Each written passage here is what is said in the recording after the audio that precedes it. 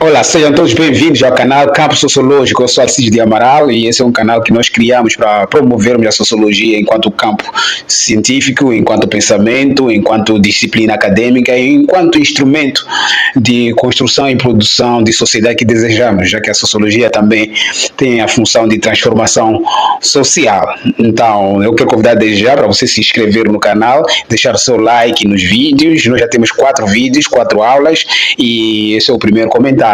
A ideia é de fazer aulas, comentários, reacts.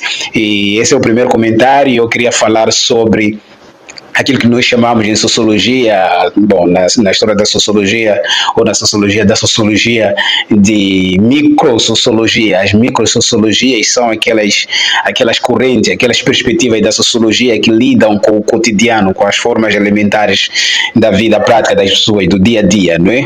Então, estava a falar aqui de perspectivas como a etnometodologia, perspectivas como a fenomenologia, a perspectiva como o interacionismo simbólico. Essas 3 abordagens, elas fazem parte daquilo que nós chamamos microsociologia. Durante muito tempo, essas áreas, essas correntes de pensamento, essas perspectivas foram delegadas ao desprezo, né, ao ridículo, foram acusadas, por exemplo, de não serem científicas, foram acusadas de não serem propriamente sociológicas, foram acusadas de serem apenas decalques do senso comum, aquelas que reproduzem apenas o senso comum, enfim. Mas a verdade é que durante o processo histórico, porque essa abordagem é lá do século da década 60, 50, não é? 50, 60, a verdade é que elas foram se desenvolvendo, foram se alastrando, começaram nos Estados Unidos, a partir de Califórnia, Chicago, por aí, e foram se desenvolvendo, formando aquela perspectiva, aquela tradição sociológica que chama-se pragmatismo sociológico. Está lá o interacionismo simbólico, está lá a etnometodologia, está lá a fenomenologia, enfim, está todo um conjunto de pensamentos. Essas perspectivas, ela tem uma característica que é interessante, porque elas partem da ação, elas fazem uma crítica à abordagem tradicional, que se fez tradicional da sociologia de Émile Durkheim, de que a sociologia tratava de fatos, né? Que a sociologia tratava de fatos e para Durkheim até fatos sociais que são a nossa forma de estar no mundo, de nos colocarmos no mundo, que é determinada por forças supra-individuais que chama-se coletividade, sociedade. Então, para Durkheim, os fatos sociais seriam tudo aquilo ali que o homem, o indivíduo experimenta, mas que não é definido por ele, apenas influenciado por imitação, como Gabriel Tarde, por exemplo, e também pela influência da coletividade. Então, essas abordagens, a etnometodologia, a fenomenologia, o interacionismo simbólico, elas procuram elas partem do contrário, elas dizem que a sociologia constrói-se a partir da experiência prática da vida das pessoas, elas próprias, né? Então, quer dizer, as próprias pessoas que a sociologia predispunha-se a analisar, elas é que constituem a realidade social a partir da interpretação que eles fazem do que os rodeia, da sua vida prática.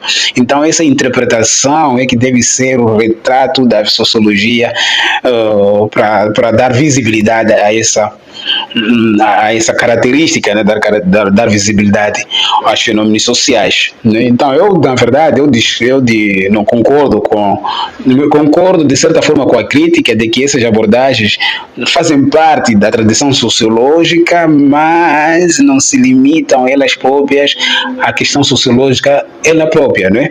É preciso ter outros elementos para que a sociologia possa lidar. Elas têm vantagem, elas têm importância na medida em que dão visibilidade o fenômeno social, a partir da descrição. Descrever é, na verdade, um dos elementos importantes, porque é na descrição dos fenômenos que os fenômenos passam a ter existência. Porque passam a ter existência, não, passam a ser acessível à observação sociológica e questionamento sociológico. Sem a descrição dos fenômenos, nós ficamos sem conhecer os fenômenos, e desconhecendo os fenômenos, nós somos incapazes de questionar os próprios fenômenos, daí a impossibilidade da sociologia, porque a sociologia, como qualquer ciência, é um questionamento do que nos aparece, né? Mas essas correntes, elas surgem exatamente por aí. Elas vêm trazer um elemento que as outras abordagens, as macrosociologias, como de Bourdieu, como de Norbert Elias, não dão conta imediatamente, né? A sociologia que procura a explicação, porque essas correntes, como fenomenologia, etnometodologia e internacionalismo, elas procuram a interpretação da interpretação. Isso já na perspectiva de um Giddel, né? Mas a sociologia também tem uma função explicativa, e no fundamento, no último caso, a sociologia sim se constitui como ciência a partir do momento que explica os fenômenos sociais. Só que para explicar esses fenômenos sociais devem ser descritos de modo que a gente os observe, porque o fenômeno é aquilo que nos aparece. A fenomenologia, por exemplo, que é um dos elementos principais, que é uma das correntes muito importantes, ela trabalha com a ideia de fenômeno, que já vem desde Kant, né? Quando Kant escreve sobre o mundo como fenômeno e percepção, né? E depois tem os outros aí, que trabalham com essa ideia de fenômeno, com a ideia de essência, aquilo que é, né? Aquilo que é em termos de aquilo que é, no sentido de que, compreendendo a representação que as pessoas fazem do mundo, nós estaremos observando o próprio mundo, né? O próprio mundo. Essa é a ideia fundamental dessa perspectiva. Então, o Schutz, por exemplo, vai trabalhar exatamente com essa ideia fenomenológica do fenômeno enquanto aquilo que nos aparece, e a descrição, sendo descrição da própria realidade. É o próprio indivíduo que descreve, que analisa, interpreta, que dá sentido à sua existência. Então caberia à sociologia descrever essas percepções. Essa é uma abordagem que eu falei, que nasceu nos Estados Unidos com uma função muito específica de dar conta dos problemas reais que os Estados Unidos sofriam do ponto de vista social e sociológico, né? E nesse sentido elas nascem por aí, só que como eu acabei de falar, elas têm essa limitação na medida em que não vão para além da descrição. Por exemplo, a perspectiva de um Erving Goffman, por exemplo, ele parte analisando a interação social, a forma como nos apresentamos socialmente. Ele faz uma descrição, mas essa descrição da forma como nos apresentamos socialmente no mundo, né? Criticando até James Coleman, porque a ideia do mundo é exagerada, principalmente na etnometodologia e na fenomenologia. Ela é exagerada, aparecem vários mundos, né? Enquanto o Goffman procura reduzir a ideia do mundo a uma perspectiva. Eu posso dar uma aula sobre isso mais adiante. Vocês escrevem aí se vocês querem, se vocês adorariam acompanhar isso. Então, o Goffman, por exemplo, no final da sua vida, quando ele estava tomando a posse como presidente da Associação Estadunidense de Sociologia, ele queria partir daquelas observações corriqueiras de representação social para a estrutura, né? É um exercício que ele fez no final da vida, porque no final o que nos interessa mesmo é saber o funcionamento da sociedade, explicar esse funcionamento como uma tradição sociológica que vem dos clássicos. Agora, essas outras abordagens vão funcionar como procedimento.